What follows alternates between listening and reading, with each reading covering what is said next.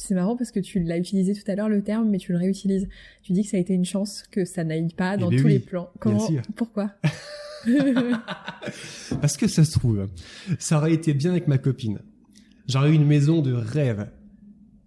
Et 40 000 € par an pendant 42 ans. Ça se trouve, je serais resté. Et tu serais passé à côté de ce que tu vis aujourd'hui. Exactement. Ouais, je vois très bien. Exactement. Bonjour et bienvenue dans Chronique d'un changement de vie, le podcast.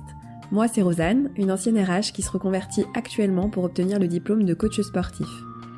Passionnée par toutes les questions relatives au changement de vie, je partage mon cheminement dans mon blog qui porte le même nom, et je choisis ici, dans ce podcast, de donner la parole à des personnes qui ont également remis de la conscience sur leur vie et opéré quelques petits, voire grands changements. Des personnes comme vous et moi, dont les témoignages inspirants vous donneront, je l'espère, également envie de passer à l'action. Pour ce nouvel épisode, j'ai eu le plaisir de rencontrer David. Alors David, je l'ai découvert sur les réseaux sociaux, via sa chaîne YouTube, puis via son compte Instagram, Le Banquier Randonneur, un nom qui m'a tout de suite interpellée. Alors le banquier d'un côté, randonneur de l'autre, en fait, ça représente les deux vies de David, puisqu'après avoir passé 7 ans dans la banque, il écoute sa petite voix intérieure qui fait de plus en plus de bruit et décide de partir marcher 6 mois dans le cadre d'un congé sabbatique, mais qui finalement lui créera le déclic pour véritablement changer de vie. Il a aujourd'hui quitté l'univers de la banque et partage sa passion de la randonnée sur Internet en proposant des formations thématiques. Alors forcément, avec quelqu'un comme David, on a autant envie de parler changement de vie radical que de randonnée. C'est pourquoi j'ai décidé d'enregistrer 2 interviews distinctes, histoire de pouvoir vraiment approfondir ces 2 sujets. On parlera donc aujourd'hui de son changement de vie, et jeudi, dans 50 nuances de sport, on parlera randonnée, avec le récit de ses 15 000 km de marche à travers l'Europe. Si l'épisode vous plaît, n'hésitez pas à le partager autour de vous et à le noter sur Apple Podcast, voire à laisser un petit commentaire, ça m'aide beaucoup. Et pour me permettre de continuer de produire ce podcast, sachez que vous pouvez le soutenir à hauteur d'1 € par mois via la plateforme de financement participatif Tipeee, dont je vous mets le lien en barre d'infos. Je vous mettrai également le lien du site de David et également un code promo qu'il vous met à disposition pour avoir moins 10% sur ses programmes de formation. Je vous laisse sans plus attendre avec ce nouvel épisode et je vous souhaite une très bonne écoute. Alors, bonjour David. Bonjour Rosanne. Merci d'avoir accepté mon invitation. Alors David, je t'ai connu moi sur les réseaux sociaux sous le pseudo Le Banquier Randonneur, qui est un pseudo que tu vas potentiellement changer bientôt, mais en tout cas ça l'a été pendant un certain temps. Et c'est un pseudo qui permet d'allier en fait les deux parties de ta vie jusqu'à présent, puisque tu as une première carrière donc dans la banque et une seconde dans la randonnée. Donc on va en parler. Peux-tu te présenter rapidement justement à nos auditeurs? Bien sûr. Bonjour tout le monde, je m'appelle David, j'ai 29 ans et effectivement, comme Rosanne vient de le dire, j'ai commencé la première partie de ma vie en étant banquier et me sentant pas vraiment à ma place à la banque, j'ai fait un grand virage dans ma vie et je suis parti du côté de ma passion en fait qui était vraiment moi depuis longtemps, la randonnée. D'accord. Et donc tu fais quoi comme métier aujourd'hui ? Aujourd'hui, je suis formateur en randonnée. Ok. C'est-à-dire que après avoir marché 15 000 km, j'ai acquis une petite expérience en randonnée et j'ai vu des milliers de randonneurs en fait sur les chemins qui se blessent, qui prennent pas leurs pieds comme ils pourraient le prendre. Et marcher 15 000 km, ça a été la plus grosse expérience de ma vie. Ouais. Et je souhaite que tout le monde ait accès à cela et vive ça, se lance à faire ça. Pour en revenir à ce que tu disais sur le fait que tu as une première partie dans la banque, comment tu es arrivé alors banquier, c'est un mot qui est très vaste. Qu'est-ce que tu faisais concrètement et comment t'es arrivé à ce job ? Un accident de parcours. C'est-à-dire ? Un accident de parcours. C'est-à-dire que j'ai reçu une bonne éducation et de la bonne éducation qu'on m'a offert, c'est travailler bien à l'école pour avoir un beau diplôme, pour avoir un beau job, pour avoir un gros salaire et être heureux dans la vie. Ouais. Moi, j'étais un gentil garçon, j'ai fait exactement ce qu'on m'a invité à faire, j'ai bien travaillé à l'école, j'ai fait un bac+5 en gestion de patrimoine et je suis arrivé à la banque. Donc banquier, j'étais pas propriétaire d'une banque. J'étais juste employé de banque, mais conseiller privé, donc conseiller en gestion de patrimoine, en fait, dans une grande banque de la place. Ok. En clair, j'étais assis à un bureau en costard-cravate. Ouais. Je recevais des clients, bonjour monsieur, merci madame, et je leur proposais des contrats financiers, des contrats d'assurance, etc. Sachant que là, vous ne le voyez pas, mais il est en quechua. Donc oui, effectivement, ça dénote bien. C'est ça. Ok. Et donc, tu es arrivé dans la banque. Ouais. C'était il y a combien de temps ? J'ai commencé la banque dans une licence pro. Ok. Donc je devais avoir 20 ans, c'était en 2010. Ok, donc t'étais en alternance, c'est ça? Au début, j'ai fait en alternance. J'ai fait 3 ans en alternance dans Ouais. des banques ou des cabinets indépendants. Et puis, après la fin de l'alternance du master, j'ai été en CDI dans une banque. Et c'est là que j'ai travaillé plusieurs années d'affilée dans Ok. une même banque. Alors tu parles d'erreur de parcours, mais tu es quand même resté 7 ans, si je ne me trompe pas. Tout à fait. Alors pourquoi être resté 7 ans? Parce que je suis un garçon un peu lent à comprendre. Non, sérieusement, c'est ça. Hein.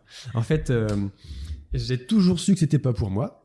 Ouais. Mais il y a un moment dans la vie, il faut avoir un beau diplôme pour avoir un beau travail. Bon, Ouais. c'est effectivement l'objectif qui m'a été proposé et que j'ai suivi. Et c'est ma responsabilité. Et du coup, la banque était là. C'était un job que je pouvais faire en alternance avec la fin des études. Ouais. Décrocher quand même en bac plus 5, mais en faisant de l'alternance. Donc, et j'ai apporté la satisfaction on va dire, à l'attente qui avait été mise sur mes épaules. Et De en la même part temps, de ma famille, de ta concrètement, famille, ouais, bien ok. sûr. Et en même temps, j'étais en alternance, c'est-à-dire indépendant financièrement. Et l'indépendance, ça, j'ai toujours compris que c'était mon truc. Ouais. Et je m'en souviens plus la deuxième partie de la question, en fait. C'était, tu y es resté 7 ans, Ah ouais, ce qu'on 7 ans, disait, c'est voilà. ça, c'est ça. Eh ben oui. T'étais lent à comprendre. Ouais, c'est ça. Ça n'a pas changé, en fait. Et du coup, des fois, j'y suis allé, le début en alternance, ça s'est très mal passé. J'allais la boule au ventre, c'était horrible. Parce que quand t'es pas à ta place, les collègues qui sont un petit peu plus t'aiment pas, parce que quand t'es pas à ta place, t'es pas vraiment bon là où tu es. Mais j'avais quand même un potentiel de faire une certaine mission dans la banque, en gestion de patrimoine. Donc j'ai quand même persévéré là-dedans. Et tu sais, une fois que t'as un poste, à 22 ans, j'ai signé un CDI où j'ai margé à 40 000 € par an. C'est quand même Joli. tentant de rester cadre dans le tertiaire, dans une belle planque où, le travail n'est pas rigolo, mais c'est une belle planque quand même. Ouais. Et donc la tentation du confort, de l'argent est là, évidemment. Puis j'ai une perspective de carrière plutôt sympa. À 26 ans, j'ai atteint mon objectif professionnel. D'après mes statistiques, à 56 ans, je devenais directeur général de filiale du CAC 40. J'ai margé 1 million par an, plus 500 000 de bonus. Donc, tu vois, tout était tracé. Sur le papier, c'était écrit. Il n'y avait plus qu'à s'emmerder 42 ans au boulot, en fait, pour émarger à ces niveaux-là. Génial. Et j'ai toujours eu un rapport, surtout au début de ma vie, en fait, un peu particulier à l'argent. J'y étais très attaché. Donc, l'idée de gagner de l'argent comme ça, c'était extraordinaire. Ouais. Pourquoi Et- t'étais attaché à cette... Je sais pas, c'est culturel, certainement. Ouais. Et plus une petite partie de ma personnalité qui aime bien ça aussi, c'est Ouais. possible. Et ce qui fait que on sait toujours ce qu'on veut au fond de nous. On sait tous au fond de notre cœur ce dont on a envie, ce qu'on aime et ce qu'on n'aime pas. Mais j'ai quand même persévéré parce qu'il y avait la carotte, du beau salaire, de la belle carrière, du costard, de la reconnaissance sociale. Oui. Et puis, le métier était pas horrible à 100%. Il y a des parties que j'aimais bien. Rencontrer du monde, moi j'adore rencontrer du monde. Tu vois. Quand tu reçois, plusieurs personnes différentes dans ton bureau tous les jours, tu vois du monde, tu racontes tes histoires, t'en entends beaucoup. Donc c'était le petit côté sympa aussi de mon métier que j'ai le plus apprécié. L'humain. L'humain. L'humain dans la banque. Et Comme c'est quoi. exactement. Ok. Ouais. Et donc, à quel moment cette perspective juste de la carotte, de ce plan établi sur les 40 prochaines années, finalement ne te suffit plus? Et à Ouais. quel moment tu te Ouais. questionnes? J'ai eu beaucoup de chance en fait. J'ai eu beaucoup de chance parce que ma vie ne me convenait plus sur tous les pans. Ouais. C'est-à-dire qu'au boulot, ça n'allait plus parce que je sentais de plus en plus que je n'étais pas à ma place. Comment tu le sentais? En fait, il y a deux choses. La première, c'est en toi, c'est au fond de ton cœur. Et au début, ta petite voix, elle te dit faut pas rester là. Bon, après, tu y réfléchis un an ou deux, tu vois. Puis au bout de 2 ans, ta petite voix Coco, il faut commencer à penser à partir maintenant. Et tu lui dis à la petite voix, ouais, il avait 40 000 € par an, directeur général à 55 ans. Attends, je reste la petite voix là. Puis au bout de 7 ans, la petite voix, elle te hurle les oreilles, putain, il faut se barrer maintenant. Et ça commence à pas aller. Tu rentres chez toi, le cœur qui serre, tout ça. La petite voix, au bout d'un moment, elle cesse de se faire entendre. Et c'est physiologique. T'as le cœur qui serre, t'es toujours malade. On parle de burn-out, etc. Il y a peut-être un petit peu de ça à l'intérieur. Ouais. Et aussi l'exemple. Il faut juste ouvrir les yeux et voir tes collègues à 5, 10, 20 ans ou 30 ans de plus d'expérience dans la même boîte que toi, ce qu'ils deviennent. Et se poser la question, le soir, devant ton miroir, est-ce que j'ai envie de ressembler à ça dans 5 ans, dans 10 ans, dans 40 ans? Je vois très bien. Ouais. Voilà. Bah, la réponse, elle tenait en 3 lettres. Non, je ne veux pas ressembler à ça dans X années. Alors, comment tu imaginais ces personnes-là. Moi, je sais que j'ai eu exactement ce flash-là. Alors, non pas avec mes collègues de travail, mais lorsque j'avais passé un entretien pour potentiellement juste changer et changer d'entreprise, mais rester dans le même métier. Ouais. Et je me souviens de voir 2 personnes devant moi et de me dire, mais en fait, j'ai absolument pas envie de vous ressembler dans 15 ans. Vraiment, j'ai eu exactement ce flash-là, donc je vois très bien de quoi tu parles. Ouais. Mais qu'est-ce que tu reliais à ces collègues autour de toi? Quelle image est-ce qu'ils te renvoyaient? Je suis pas là pour régler mes comptes, donc je ne vais citer personne, aucune banque, etc. Mais de manière générale, avec tous les anciens avec qui à la pause midi je suis allé manger et boire une bière, tous, au bout d'une bière ou 2 bières ou 3 bières, il y en a qui sont plus lents que d'autres, au bout d'un moment ils disent en fait tu vois j'ai 55, 58 ans, toute ma vie j'ai travaillé pour notre employeur, j'ai jamais été payé à la hauteur de ce que j'ai espéré. En fait, ma vie, c'était un peu de la merde, quoi. Et quand tu vois des gens qui ont une carte de visite avec un gros job, avec un gros salaire, et qui disent à larmes à l'œil, mais sans se l'avouer parfois à eux-mêmes ou aux autres, en fait, ma vie, c'est de la merde. Ça fait 42 ans que je travaille. Dans 3 ans, c'est la retraite. Putain, j'ai rien fait de ma vie. Je suis vieux. Qu'est-ce que je vais foutre maintenant, quoi. C'est catastrophique. C'est catastrophique. Triste, ouais. Moi, à l'époque, j'étais vingtenaire. J'avais énormément d'énergie à rebalancer. J'étais toujours... il fallait que ça bouge, quoi. Ouais. Et déjà, passer 7 ans sur un fauteuil, assis, à papoter, c'était trop. Alors je me suis dit, putain, il faut vraiment attendre 35 ans de plus pour la retraite. Ça, c'est pas possible. Sachant que la retraite, en plus, nous, dans nos tranches d'âge, on n'est pas sûr qu'elle soit à l'âge... Non. Quand tu regardes un compte de résultat, il y a un bilan, c'était mon métier, de la sécurité sociale ou de la République française... Non, effectivement. Ça sent pas bon pour nous. Non, ça sent vraiment pas bon. Et donc, tu restes quand même 7 ans, tu commences à avoir ce que tu disais, le fait de te regarder dans un miroir et te dire non, l'exemple, c'était ce que tu expliquais. Tout à fait. Et à quel moment ça switch vraiment dans ta tête?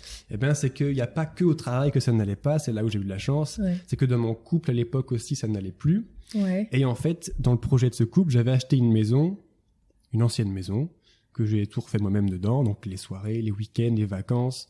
T'enlèves le costard quand tu rentres à la maison, tu mets le bleu de travail, puis tu joues au maçon, à l'électricien, au plombier. Et du coup, faire les travaux de cette maison pour un couple qui ne fonctionnait plus n'avait plus de sens. Donc au boulot, ça n'avait plus de sens. À la maison, ça n'avait plus de sens. Et la maison que j'étais en train de faire n'avait plus de sens non plus. Donc il n'y avait plus aucun sens nulle part. Et quand tu n'as plus rien d'extérieur à toi à te raccrocher, tu te raccroches que ce que tu as en toi. Et ce que j'avais en moi, c'était cette flamme, c'était cette petite voix qui commençait vraiment à me hurler « barre-toi d'ici ». Et tu dis que, c'est marrant parce que tu l'as utilisé tout à l'heure le terme, mais tu le réutilises. Tu dis que ça a été une chance que ça n'aille pas dans tous les plans. Comment? Bien sûr. Pourquoi? Parce que ça se trouve, ça aurait été bien avec ma copine. J'aurais eu une maison de rêve. Et 40 000 euros par an pendant 42 ans, ça se trouve, je serais resté. Et tu serais passé à côté de ce que tu vis aujourd'hui. Exactement. Ouais, je vois très bien. Exactement. Ok. Donc, ce moment-là où tu te rends compte que rien ne va, qu'est-ce que tu décides de faire? C'est-à-dire que quand tu te rends compte de cela, dans la vie, tu as 2 possibilités. Soit déprimer, mon Dieu, c'est horrible, ma vie, c'est de la merde. Soit se dire que c'est une occasion, une opportunité. Moi, j'étais à l'époque, si tu veux, tellement malheureux d'être assis dans un bureau enfermé que j'avais trouvé déjà un palliatif, une échappatoire. Et le jeune banquier que j'étais, en fait, prenait des livres de Mike Horn. Ah, génial. Et je lisais mes bouquins de Mike Horn au pôle Nord, Mike Horn dans la jungle, Mike Horn dans le désert à la pause midi pour essayer de prendre cette bouffée d'oxygène que je n'avais pas. Tu travaillais où par juste... J'étais en Bourgogne. En Bourgogne, ok, bon ça va, t'es pas... Parce que c'est vrai que je t'imagine en pleine jungle parisienne, mais non, c'est vrai, il y a des banques partout, donc... Oui. Non, la ville, pas possible pour moi. Ok. Pas possible. D'accord. Donc, c'était une petite ville de province, 10 000 habitants. Ok. Pour moi, ça restait quand même déjà une ville. Ouais. Alors, chacun son référentiel, je suis un gars de la campagne, quoi. Mmh. Et donc, du coup, dans mon agence en ville, je lisais Mike Horn, en me disant, putain, des fois je me plains que ma vie c'est de la merde, mais le gars, il est en train de traverser le pôle Nord, il fait moins 60 degrés, il tombe dans l'eau, il y a des ours, tout ça. En fait, ma vie c'est pas tant de la merde que ça, quoi. Et le mec, il s'éclate bien. Ouais. Il s'amuse bien à faire ce qu'il fait. Et j'ai toujours aimé la nature, donc c'est ça qui m'appelait. J'ai commencé à faire de la randonnée, donc depuis quelques années déjà.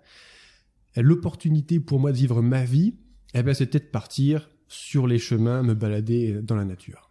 Ouais. C'était une évidence. Donc du coup, quand j'ai décidé de faire... au début, j'ai pas décidé de quitter la banque. Ou du moins, je me le suis pas avoué tout de suite. Je sais pas trop comment ça s'est passé. J'ai pas encore assez de recul là-dessus. Mais au début, l'idée, c'était je prends un congé sabbatique de 6 mois. C'était il y a combien de temps, juste pour... Il y a 3 ans. 3 ans, ok, Ouais. ça marche.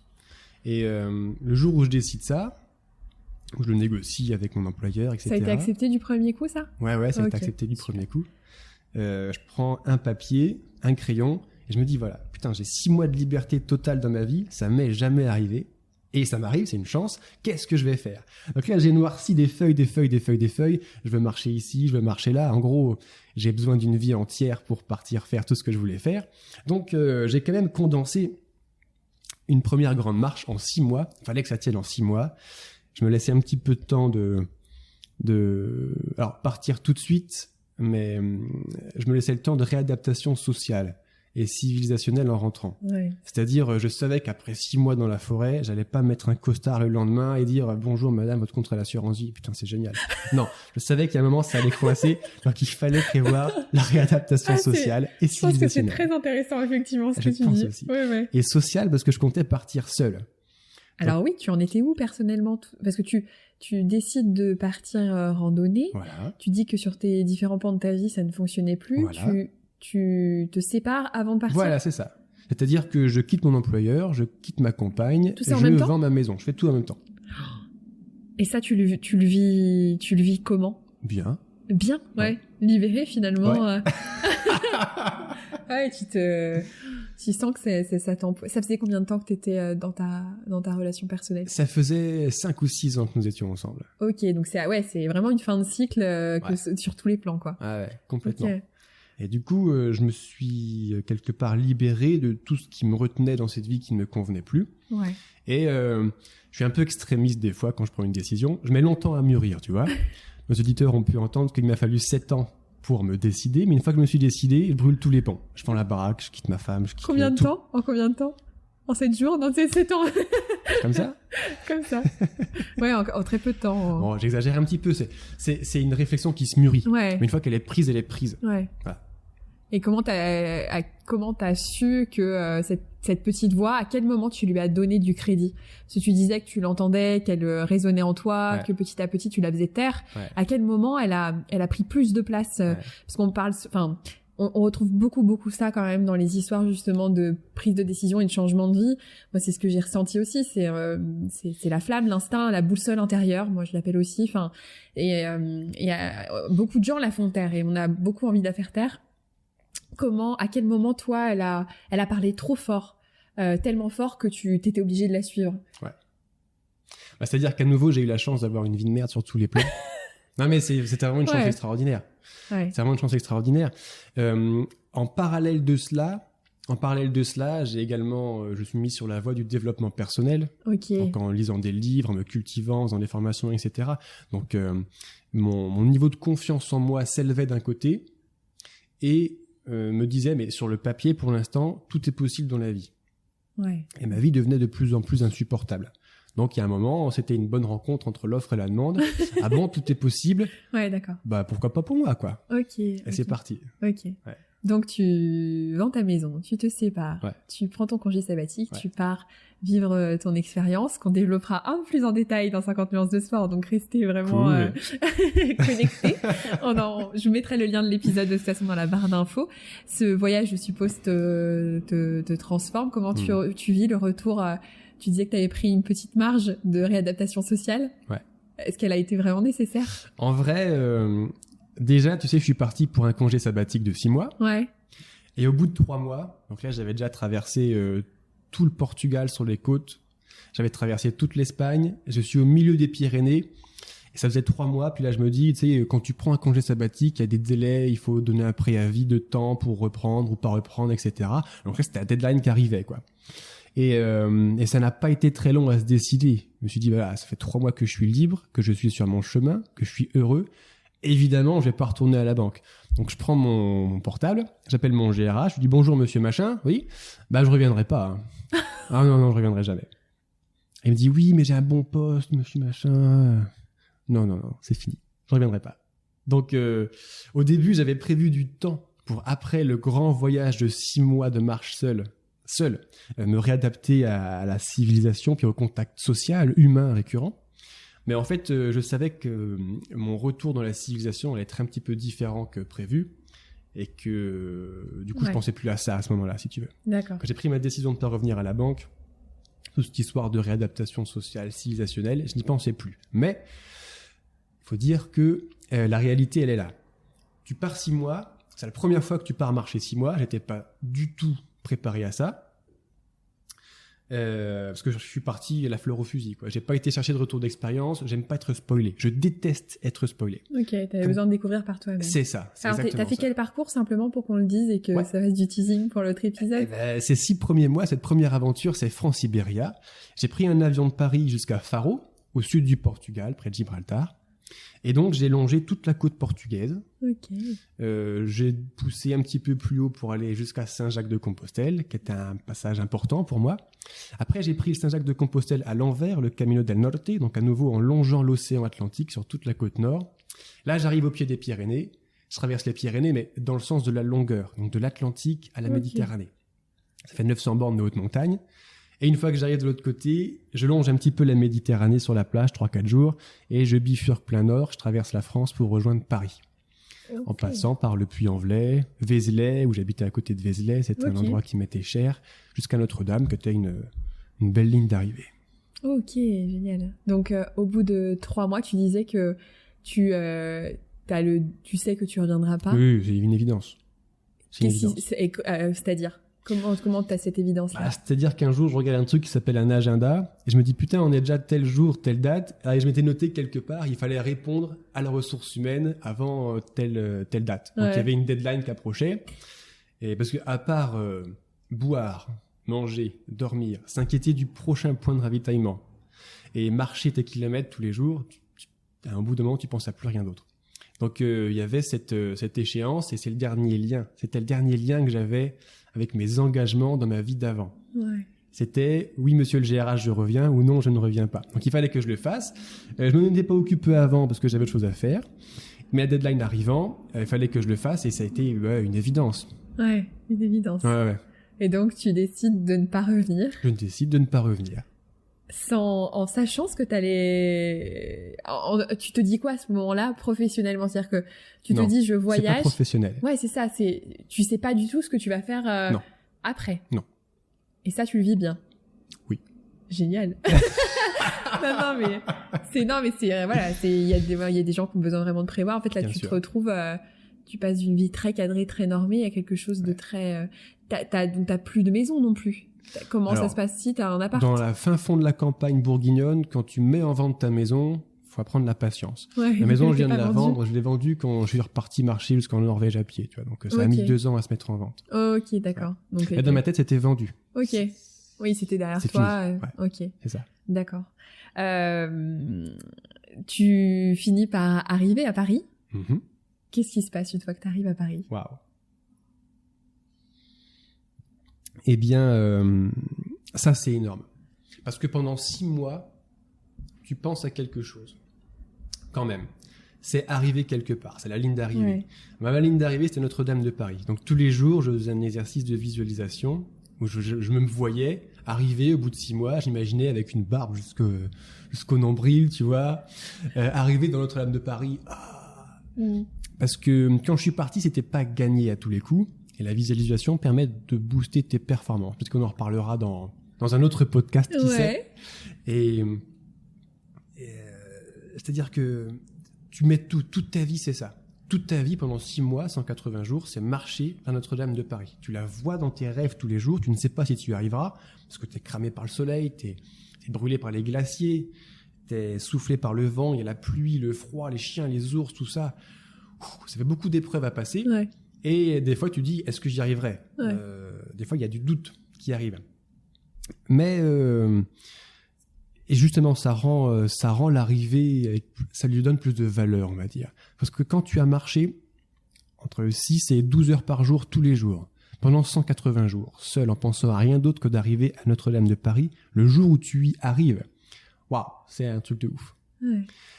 Ça fait combien de kilomètres au total? Ça faisait 5000 kilomètres. Ok. 5000 kilomètres en 6 mois. Ok. Et j'arrive à Notre-Dame de Paris.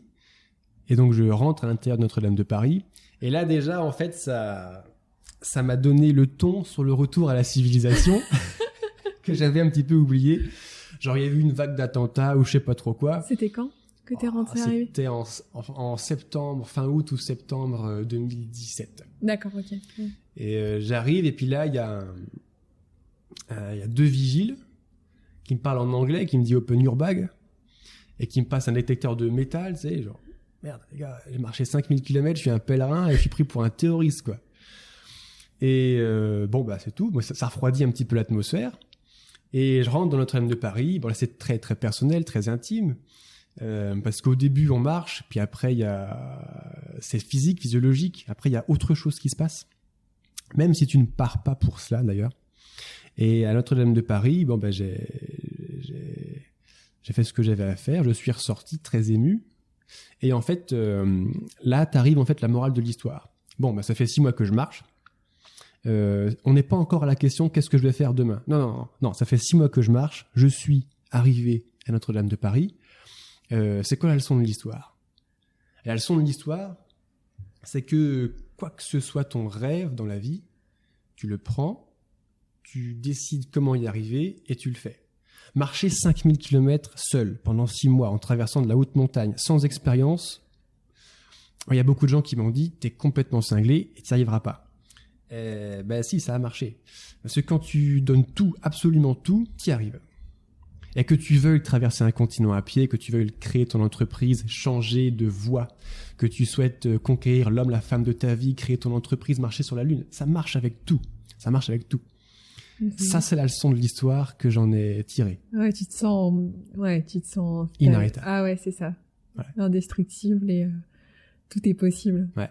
Et vient le lendemain. Est-ce que le lendemain, tu te poses la question de ce que tu feras le surlendemain? Le lendemain, les difficultés arrivent. Vas-y, raconte-nous ça. Parce que là, t'es sur ton petit nuage. Ouais. Et là, il faut redescendre sur Terre. Et ça, du coup, j'avais pas du tout anticipé. À nouveau, j'avais pas pris de retour d'expérience. Je n'aime toujours pas me faire spoiler. Donc, j'arrive, je reviens dans le monde. Alors, au début, t'es encore sur ton petit nuage. Tu reviens dans le monde, tu vois tous ces gens autour de toi qui, statistiquement, n'ont pas bougé. Ils sont encore en train de faire un travail de merde. Et ils sont toujours aussi dépressifs, statistiquement. Et tu te dis, putain, moi, les gars, j'ai trouvé la solution. Moi, les gars, j'ai marché 5000 km. T'es encore sur ton petit nuage, tu vois. Ouais. T'as envie d'embarquer tout le monde Hein?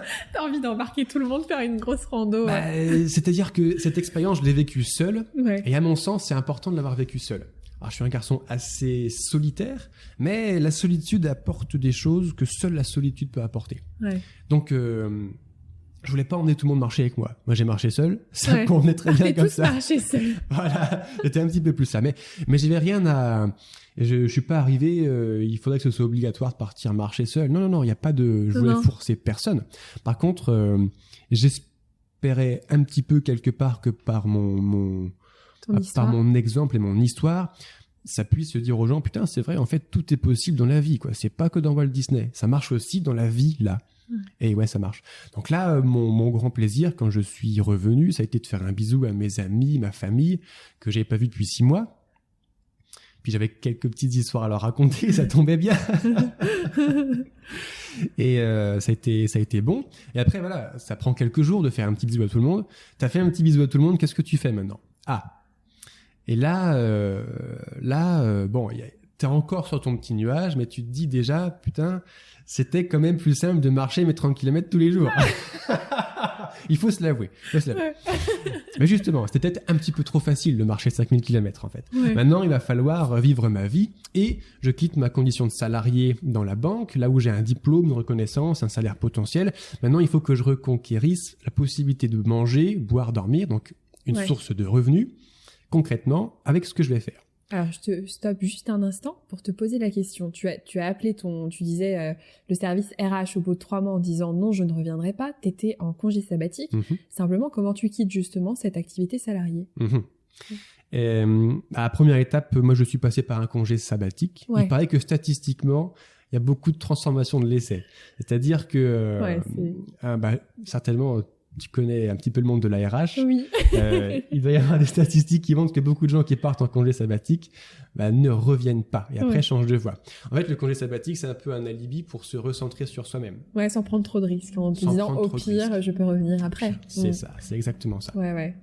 Donc pour demander un congé sabbatique, je suis allé dans la doc interne de ma boîte et puis administrativement, voilà, faut telle condition. En fait, congé sabbatique, je m'en foutais. Moi, je voulais 6 mois de vie libre. Ouais. Donc j'ai regardé dans la doc, qu'est-ce que je peux faire légalement en France pour avoir 6 mois libres. C'était le congé sabbatique. Fallait répondre à des critères auxquels je répondais pas forcément, mais quand tu vends bien le projet, ça passe quand même. Ouais. Et puis, il faut l'accord d'un supérieur, N1, N+1, N+2, un GRH. Donc tout le monde m'a dit oui. Aussi, je suis pas parti comme ça, j'ai pas planté mon ex-employeur. C'est-à-dire que j'étais arrivé au bout d'un poste et ma démarche, ça a été maintenant, je veux une augmentation où je pars. Ok, elle m'a été accordée. Ok. Maintenant, je veux le poste de mes rêves, c'est celui-ci et pas moins. Ok, on me le donne. Et une fois qu'ils m'ont donné ça, maintenant, je veux 6 mois de congé sabbatique, les gars. Ok. Et psychologiquement, pour moi, ça a été important de faire cela. Aussi de commencer par là et l'augmentation et le poste que je voulais parce que c'était un certain aboutissement. Ok. Maintenant que j'ai atteint ce poste-là et ce niveau de rémunération-là, qu'est-ce que j'ai à prouver à qui ? La réponse, c'est rien à personne. Parce que la dernière personne à qui j'avais besoin, entre guillemets, de prouver quelque chose, c'était moi. Ouais. Une fois que j'ai obtenu mon objectif de carrière, mon niveau de salaire visé, j'avais plus rien à perdre. Et surtout, j'avais plus rien à perdre à part mon temps à rester à cet endroit qui n'était plus fait pour moi. Donc, ça, c'était pour le côté psychologique. Après avoir validé ça, pour le côté, on va dire, commercial, comment vendre le projet à son supérieur, à son employeur, d'abord, tu valides quelque chose. Et une fois qu'on te reconnaît à ce que tu vaux, tu dis, OK, maintenant, je veux le congé sabbatique. Enfin, du moins, c'est comme ça que j'ai fait. Ça m'a été accordé. Et puis voilà. Et puis après, une fois que t'es parti en congé sabbatique, mais tu n'es pas revenu. Non. Donc, qu'est-ce qui s'est passé ? Tu as posé ta démission ? Oui, c'est ça. Okay. J'ai fait dans un premier temps... Alors, j'ai prévenu que je ne reviendrai pas. Ouais. J'ai fait une demande de... Rupture conventionnelle, qui m'a été refusée. Ok. J'ai aussi fait, parce que j'étais motivé à l'époque, et j'étais très jeune et naïf, tout ça, j'ai fait une demande de... genre de subvention, tu vois. Je leur ai dit, je suis la nouvelle star qui va arriver, je vais faire un buzz de ouf avec mes aventures, je vais aller au pôle Nord, au pôle Sud, sur Mars, je vais tout faire, les gars. Subventionnez-moi, vous me laissez mon salaire, ou la moitié de mon salaire, je mets votre logo sur mon t-shirt de sport. Je vous fais ce cadeau, oui ou non ? Et curieusement, ils m'ont dit non. Mais alors, la morale, c'est qu'ils ne tentent rien à rien. Qui ne tentent rien à rien. On sait jamais, ça aurait pu fonctionner, génial. Bien sûr. Mais cet ex-employeur subventionnait surtout les cyclistes. Et moi, je partais à pied et pas à vélo, donc ils en avaient rien à foutre. Ça marche. Voilà. Donc, on m'a dit non. Donc là, j'ai fait une démission pure et simple. Ok, ça marche. Voilà. Très bien. Donc, pour en revenir à ce que tu disais sur, tu démissionnes. Donc, si tu démissionnes, tu n'as pas de chômage. Effectivement, il te faut une source de revenus pour pouvoir vivre. C'est ça. Comment tu switches justement ? Comment tu te... J'avais déjà quand même une petite idée avant de partir, parce que je m'intéressais à la nouvelle économie, notamment l'économie sur Internet, ce qu'on peut développer comme business sur Internet. Et c'est dans ces eaux-là que j'ai lancé mon blog. Ok. Et après être revenu. Ah, c'était juste... Je crois que je l'ai créé genre juste avant de partir. Ouais. Que je me suis dit comme ça, c'est créé, il y a quelque chose. Je suis parti et quand je suis revenu, j'ai commencé à le travailler. Ok. J'ai commencé à le travailler et l'idée étant, maintenant que j'ai un petit peu d'expérience dans la randonnée, puis il se trouve que les 3 années qui ont suivi, j'ai fait que ça. Je suis parti marcher 5000 km tous les ans, donc j'ai augmenté à nouveau cette expérience. Cette expérience, elle peut servir à d'autres et d'autres sont prêts à payer pour l'avoir, pour avoir le courage de partir sans se blesser. Pas se blesser une fois qu'on est parti. Donc, pourquoi pas concilier les deux ? Donc, j'ai commencé mon blog et puis je propose en fait aux randonneurs, aux trekkers, aux pèlerins de se former avant de partir sous le format soit de coaching en visioconférence, soit de formation e-learning, formation vidéo. Ok. Voilà. Alors, tu t'es positionné sur le marché sur Internet, mais alors il existe pas mal d'influenceurs voyage, notamment sur l'aspect, je dirais, parcours, quel endroit faire, à quel moment, etc. Bien sûr. Toi, tu as choisi quand même un créneau un peu plus spécifique, qui est vraiment autour des blessures, de la préparation, du matériel, etc., etc. D'où t'es venue cette idée-là ? 15 000 km de marche sur les chemins m'ont un petit peu aidé Ouais. à trouver cette réponse-là. J'ai eu la chance de rencontrer des milliers de randonneurs sur les chemins. Et en plus, quand tu marches seul, du coup, t'as aucun frein. Donc, je suis assez social, bien que j'aime partir seul. Paradoxalement, je suis très social en fait. Et aborder tout le monde que je croise sur les chemins quand je le sens bien, c'est un vrai plaisir. Donc, j'ai rencontré vraiment des milliers de gens. Et qui avaient tous plus ou moins des mêmes petits problèmes. En fait, il y a des grands problèmes récurrents qui arrivent. C'est j'ai mal aux pieds parce que j'ai des chaussures pas adaptées. C'est j'ai un sac qui pèse 35 kilos alors que je m'appelle Émilie, je mesure 1m60 et je pèse 55 kilos. Bon, il y a un gros problème. Forcément, ton sac te fait mal, il est beaucoup trop lourd. Pas de préparation physique avant de partir. Alors ça, c'est OK pour partir faire une petite randonnée, mais des gens qui se fixent comme objectif de faire, par exemple, je sais pas, un GR20, la traversée de la Corse, qui est le GR le plus réputé, le plus difficile d'Europe. C'est vrai qu'il est un peu technique et qu'il part sans aucune préparation physique. Faut pas s'étonner que ça clash à un moment, quoi. Tu fais 180 km, 11 000 mètres de dénivelé positif, autant de négatifs, dans des pierriers. Il y a un moment, ça choque, quoi. Les muscles, ça y va, ça choque les articulations. Donc, sans préparation physique, se fixer des très hauts objectifs, c'est peut-être pas assez écouter son corps. Et quand le corps commence à dire stop, stop, stop, stop, stop, si on ne l'écoute pas et qu'on persévère, on continue, c'est là qu'on se blesse. Et puis également dans l'organisation de la journée. Mieux tu t'organises, plus tu te mets à ton rythme en fait de ton corps et au rythme de la nature, plus tu écoutes les lois de l'univers, quoi, mieux ça marche. Il y a des gens qui sont un petit peu lents à comprendre. Il faut parfois 7 ans pour comprendre comment ça marche l'univers. Ce sont des choses qui arrivent. Eh bien, en s'organisant bien, on limite les blessures, les fatigues inutiles, les orages. Ça, en randonnée, c'est une grande question. Dès que tu commences à monter un petit peu en montagne, comment éviter les orages ? Pour éviter les orages, déjà, organise-toi pour statistiquement les éviter. Ouais. Voilà. Donc du coup, tu te spécialises dans ce... Parce que tu vois qu'il y a un vrai besoin. Ouais. Tu disais en plus que toi, t'es parti la fleur au fusil, donc t'as fait ces erreurs-là ? Beaucoup. Ouais. S'il y a oui. une erreur que t'as faite en particulier ?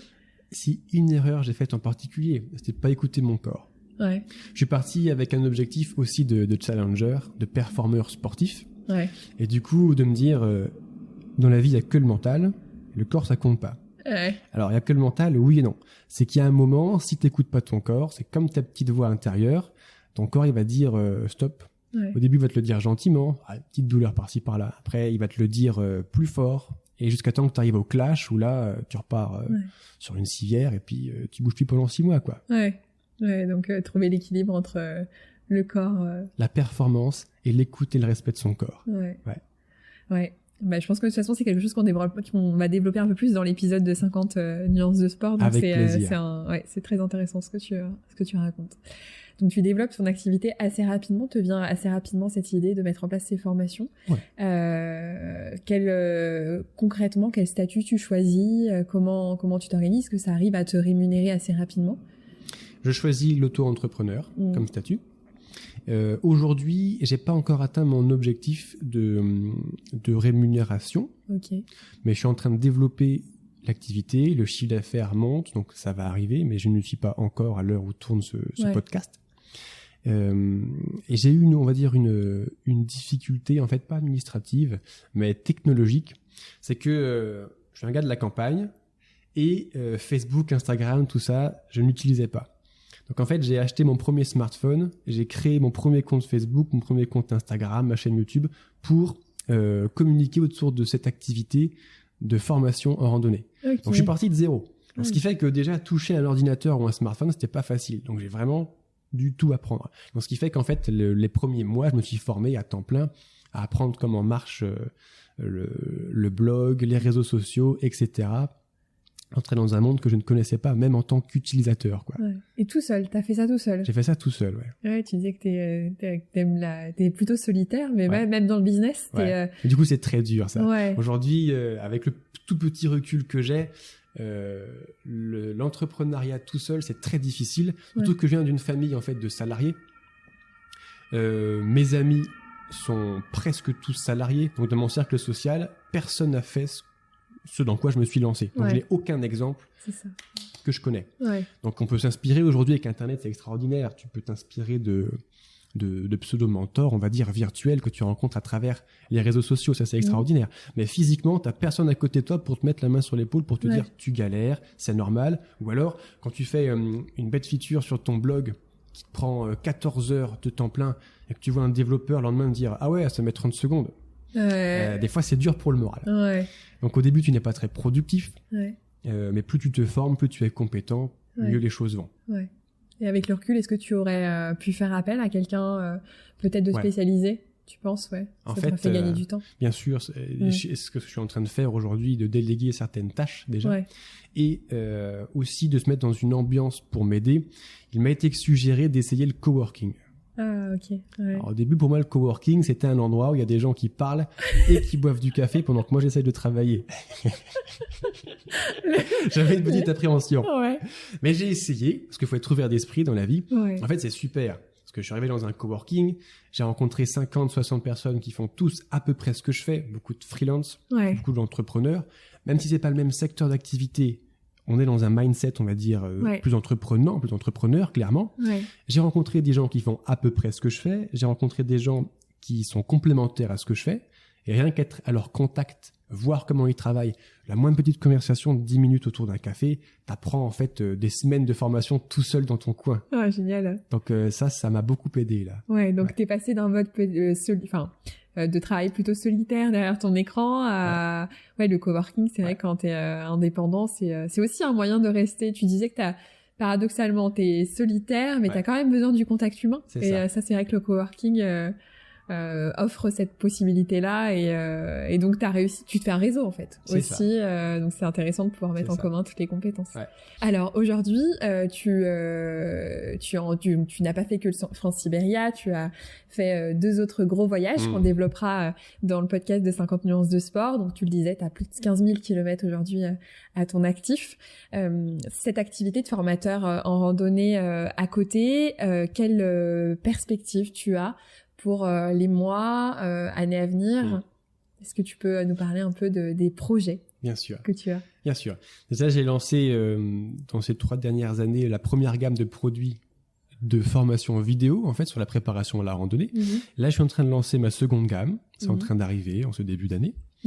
Pour répondre de manière plus universelle aux grandes questions en fait que je viens de répondre. Parce qu'au début, j'avais pas vu ça comme ça. J'avais pas suffisamment d'expérience et de recul sur le besoin réel de préparation. Aujourd'hui que je l'ai, j'ai créé une gamme qui répond exactement à cela, et je suis en train de la proposer à nos amis randonneurs.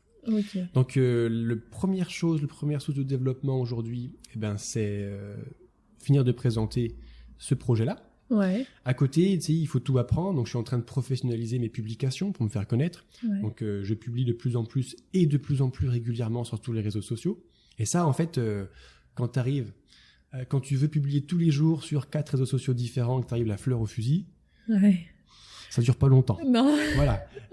Ça, c'est un exemple du coworking. J'ai rencontré une rédactrice, une social media manager extraordinaire. Les filles, elles m'ont apporté la structure, la trame de leur stratégie, de leur discipline, pour pouvoir, sans se prendre la tête, réussir à publier régulièrement. Donc, me faire connaître sur ce premier business. Passer en anglais, je vais tout traduire bientôt, parce qu'il y a 10 fois plus d'anglophones que de francophones, et les plus gros randonneurs du monde, en Europe du moins, mais peut-être même du monde quand même, c'est les Hollandais et les Allemands qui sont aussi anglophones. Donc, je vais partir sur le marché mondial, à la conquête du marché mondial par l'anglophonie, juste en traduisant ce que j'ai fait.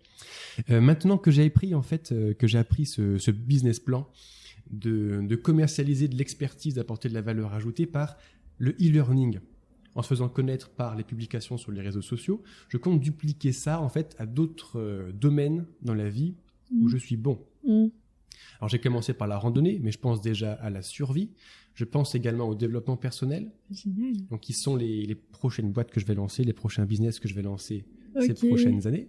Et j'ai aussi au fond de moi cette envie de partager. J'aime partager, j'aime raconter des histoires, et celle que j'ai vécue encore plus. Et j'ai vécu vraiment une histoire extraordinaire, je trouve. Donc je me pose la question en ce moment, comment partager un maximum pour peut-être, je sais pas, donner l'envie à certains d'entre vous qui nous écoutez de faire ça. Et Et je suis en train de commencer à écrire mon premier livre, par exemple. Génial. Et je pense aux premières conférences que je vais faire pour le présenter, Génial. ces aventures. Ah bah écoute, on aura peut-être l'occasion de se revoir par la suite. Avec plaisir. Et peut-être que tu seras le fameux livre qu'un banquier lira à la pause déjeuner. C'est excellent. Peut-être que ce sera ça. Ah, Ce sera peut-être, ouais. C'est génial. Magnifique. Bah écoute, alors on va peut-être pouvoir le dire à la fin de cet épisode aussi, puisque on a parlé de tes formations, donc tu t'es mis à faire des formations, proposer des formations en e-learning. Pour celles et ceux qui écoutent le podcast, David a un petit cadeau justement pour peut-être tester si ça vous donne envie de partir et de quitter votre job. Mais pas un cadeau, Rosanne, j'ai 2 cadeaux pour vous. Ouais. C'est-à-dire que allez sur mon site lebanquierrandonneur.fr et je vous offre en fait 1 heure de formation en vidéo gratuite pour commencer à préparer sa randonnée, quelle qu'elle soit, quel que soit votre niveau.